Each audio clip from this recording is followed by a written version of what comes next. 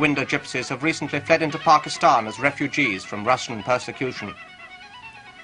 In the bazaar at Peshawar, I met an Afghan gypsy trader who had just arrived from Kabul with his camels. He had come to sell fruit, nuts, sugar and sheepskins, and would take back shoes, cloth and household goods to sell in Kabul. He said the camel caravans, which took 12 days from Kabul, were now under fierce competition from lorries which could do it in a day. I asked him about his country's problems. Are there lots of Russians in your country? Yes, he says that there are many Russians here.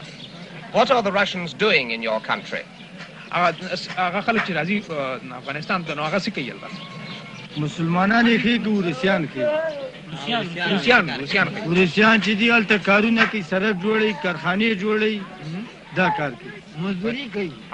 are building roads and factories there. Is it true that the Russians are training your army in Red Army methods? He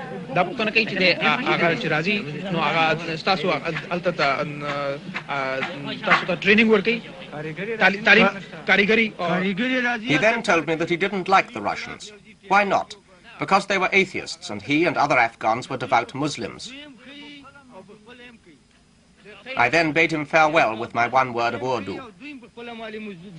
Thank you very much. Zindabad, Afghanistan and Pakistan. Zindabad means long live. Peshawar's bazaar is one of the greatest in the East. It's called the Kissa Khwane, the street of the storytellers. Here, as in Homer's Greece, people once used to gather to hear tales of love and war from professional storytellers.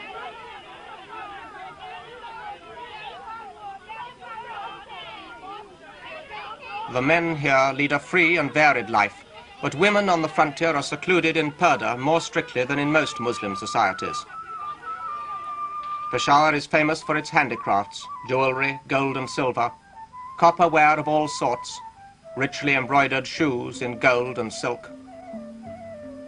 A bargain hunter's paradise.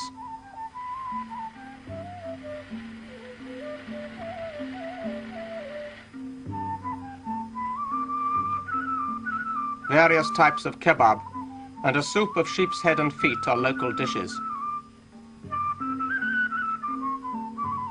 The men drink quantities of sweet green tea as they sit and chatter. Now it was time to leave the frontier and make for England again. I had found the Pathans adapting themselves to this modern age, but still preserving the integrity and colourful ways of a tough and unusual people.